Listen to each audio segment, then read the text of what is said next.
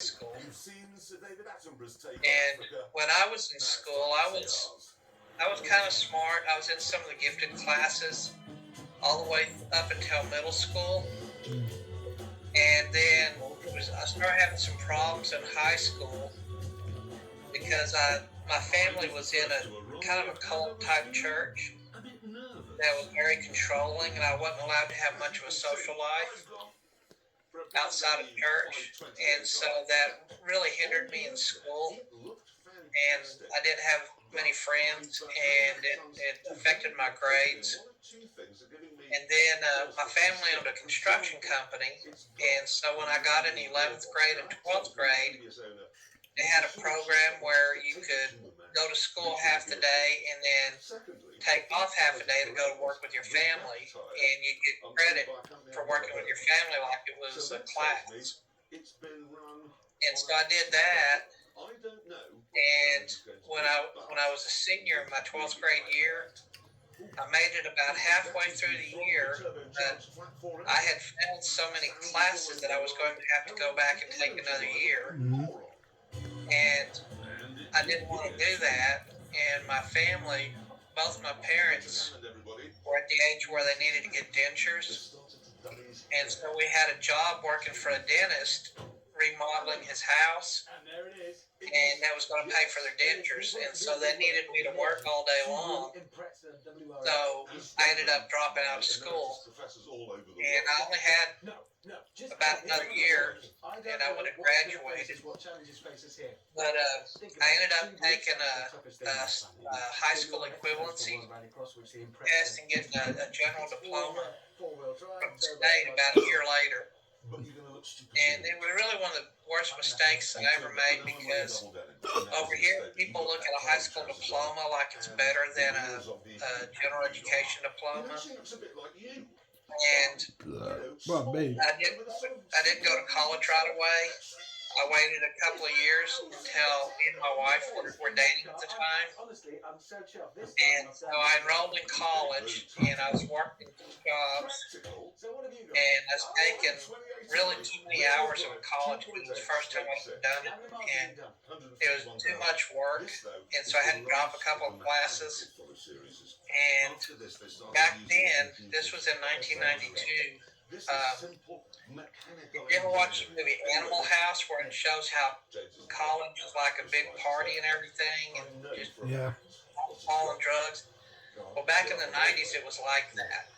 And I lived in a dormitory room with about 60 other men, and it was just a big wild party almost 24/7 there. You couldn't really get much studying done, and I barely passed that semester, and then my wife got pregnant. We were dating at the time. She got pregnant, and I decided, okay, I need to change gears here. I can't wait until I get a degree to go find a good job. I need to try to go now. That's what made me decide to go ahead and go to police academy and become a police officer right away. And so I didn't go back to college and finish my degree until 2005. So I'd already went through most of my career and made some bad mistakes because I wasn't real experienced with a lot of things. I was kind of naive about some things, and I wasn't real educated. I had kind of one worldview that I was raised with that was in conflict with some of the things I was experiencing in my life and my career. And so what ended up happening is in about 2004, when I was in the state guard, we had a change of command in our local unit, and basically it was a coup that happened inside our unit. We had one of our sergeants that was trying to overturn the leadership and take charge, and he tried to do it behind the back of the unit commander, and it all come out. And so it was a big scandal at the time, and what ended up happening is the unit commander pulled me off to the side and asked me if I would be interested in taking over command if they relieved him. And so I was doing the personnel stuff at the time. I was handling the paperwork for processing people's enlistment, promotions, and awards. And I told him, I said, "Well, I'd love to help you out there, but I don't have a college degree. I just have so many hours of college in my police training, which gives me hours, but none of that equals an actual degree. And in order to be an officer, it required you having a degree. At least you had to at least have an associate's degree to be a lieutenant. And if you wanted to be a captain or above, you had to have at least a bachelor's degree. And I didn't have that. And it turns out that the guy who was trying to overthrow him, he had a bachelor's degree. So when they finally got rid of our commander, he got moved up and made a chief warrant officer and put in charge of us. And so what that did for me is it made me decide I need to go back to college and finish my degree. And so what happened was at the same time I was interviewing for a job at a police department, and the chief of police there really did not like me at all. He didn't really want me to go there, and he was doing everything he could legally to try to discourage me. And so he looked me straight in the eye and he told me, he said, "You seem like an okay kid, but you have a little bit of experience, but you don't have enough experience and enough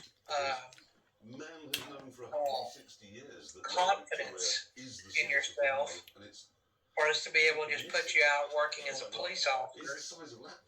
And so I would recommend that you go to college and take a course on public speaking so that you can build up your confidence and be able to give a better interview next time."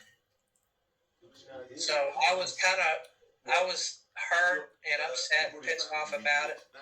But I wanted to be professional, be courteous to him. So I told him, "Okay, I appreciate your feedback and I'll see what I can do." But he didn't know that at the time that I was already thinking about going back to college because I wanted to be an officer in the military. So I went down to the community college there here in Borger, and I sat down with a counselor there, and we went over all of my police training and my one semester I had before of college and my military training. And it turned out that they gave me a whole bunch of credit for the police training and the military training, and it was almost enough to equal a degree. And so I enrolled and I took 2 years of community college, and I had enough credits that I could have actually got 2 degrees, but I went ahead and got an associate's degree in general studies. And I even convinced my wife to go back to school. She had a GED also, and she got an associate's degree in sociology. And so then I decided I didn't want to stop there. I want to keep going. We both graduated with honors, and I was actually the second highest in the class on my GPA. So we had two of us had 4.0 GPAs. And so I went to Wayland Baptist University, and they were based down in Plainview, Texas, but they had a branch in Amarillo, and we were living in Amarillo then at that time. So I went there and I took 2 years of Wayland Baptist University, and I got a bachelor's degree.